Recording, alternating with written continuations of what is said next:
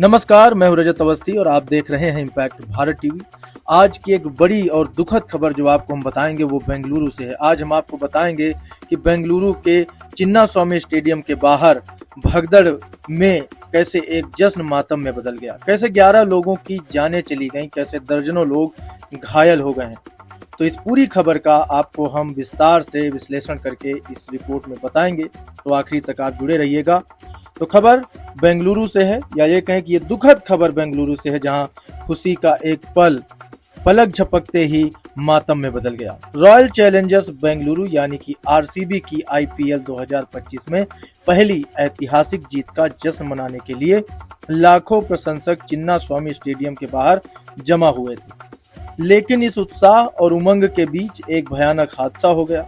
भगदड़ मच गई। भगदड़ में 11 लोगों की जान चली गई और दर्जनों लोग घायल हो गए। आखिर ये त्रासदी क्यों और कैसे हुई? क्या प्रशासन की लापरवाही इसके लिए जिम्मेदार है?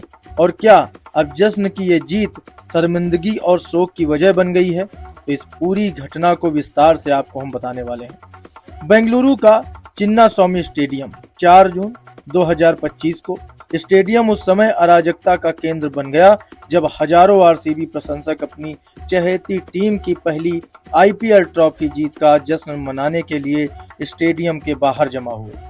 आरसीबी ने अहमदाबाद में पंजाब किंग्स को 6 रनों से हराकर 18 साल के लंबे इंतजार को खत्म किया और जीत हासिल की। लेकिन यह जश्न उस समय त्रासदी में बदल गया जब स्टेडियम के गेट नंबर 3 पर भगदड़ मच गई। कर्नाटक के मुख्यमंत्री सिद्धारमैया ने पुष्टि की है कि इस हादसे में 11 लोगों की जान चली गई है और 33 से ज्यादा अधिक लोग घायल हैं। घायलों को बेंगलुरु के बोरिंग और वैदेही अस्पतालों में भर्ती कराया गया है, जहां 8 मौतें बोरिंग अस्पताल में और 4 जानें वैदेही अस्पताल में चली गई हैं, दर्ज की गई हैं।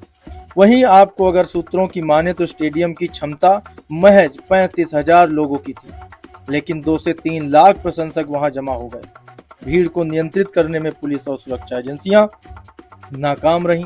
कुछ प्रशंसकों ने स्टेडियम में प्रवेश करने के लिए गेट और बाड़ पर चढ़ने की कोशिश की, जिससे स्थिति और भी ज्यादा बेकाबू हो गई। उत्साह अच्छी चीज है, लेकिन जान पर खेल करके, जान के साथ खिलवाड़ करके अगर आप इस उत्साह के साथ जाते हो तो हमेशा ये देखा गया है कि बड़ा नुकसान होता है। व्यवस्था भी कहीं ना कहीं, व्यवस्था में भी चूक यहाँ पर नजर आ रही है। जब इतनी संख्या में भीड़ आने की उम्मीद थी तो उस हिसाब से इंतजाम क्यों नहीं किए गए, ये भी एक बड़ा सवाल है। वहीं प्रत्यक्षदर्शियों का कहना है कि शाम को जैसे ही आरसीबी टीम के विजय जुलूस की खबर फैली, प्रशंसक स्टेडियम के बाहर बेकाबू हो गए। कुछ लोगों ने बताया कि भीड़ में दबने से कई लोग बेहोश भी हो गए और हालात तब और बिगड़ गए जब पुलिस ने भीड़ को हटाने की कोशिश की। और जैसे कि कुछ वीडियो सामने आए हैं और कुछ सूत्रों से हमें पता चला है कि वहां पर पुलिस ने लाठीचार्ज भी किया था।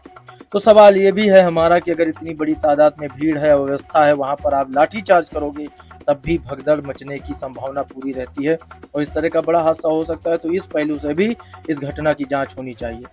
कर्नाटक के उप मुख्यमंत्री डीके शिवकुमार ने कहा है कि हमने 5,000 से अधिक पुलिसकर्मियों की तैनाती की थी, लेकिन भीड़ इतनी ज्यादा और उत्साहित थी कि इसे नियंत्रित करना मुश्किल हो गया। हम युवा और जोशीले प्रशंसकों पर लाठीचार्ज नहीं कर सकते थे।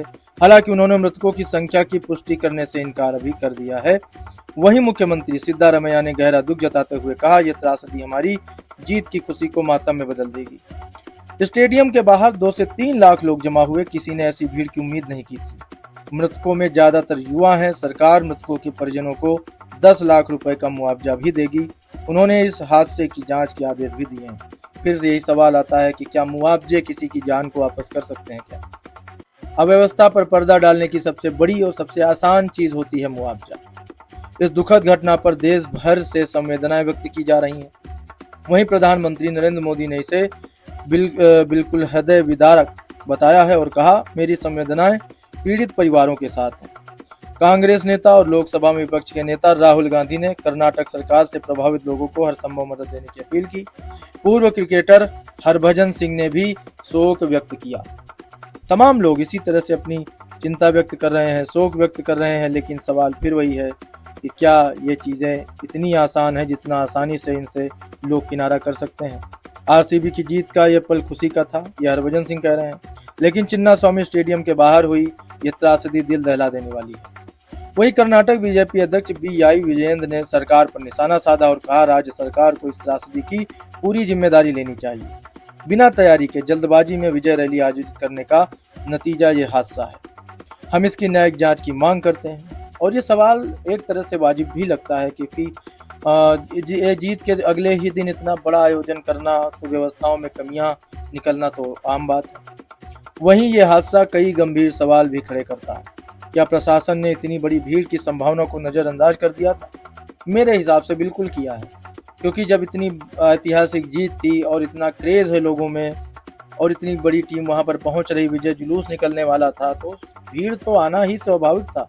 तैयारियां कहीं न कहीं सरकार और प्रशासन की कमियों में हैं और इस पर तो जांच होनी भी चाहिए। स्टेडियम और विधान सौदा के बाहर सुरक्षा और भीड़ प्रबंधन के लिए पर्याप्त इंतजाम क्यों नहीं किए गए? वहीं क्या RCB की लोकप्रियता के नकारात्मक पहलू ने इस त्रासदी को जन्म दिया? सोशल मीडिया पर भी लोग गुस्से और दुख में डूबे हैं।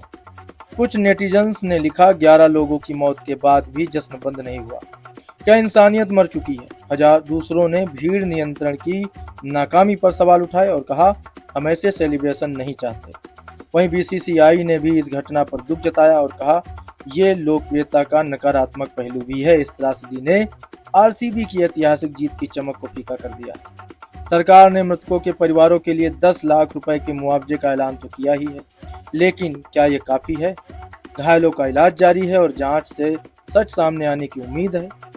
अब हम आपको इम्पैक्ट भारत टीवी की ओर से उन सभी दिवंगत आत्माओं को श्रद्धांजलि अर्पित करते हैं और घायलों के शीघ्र स्वस्थ होने की हम कामना भी करते हैं।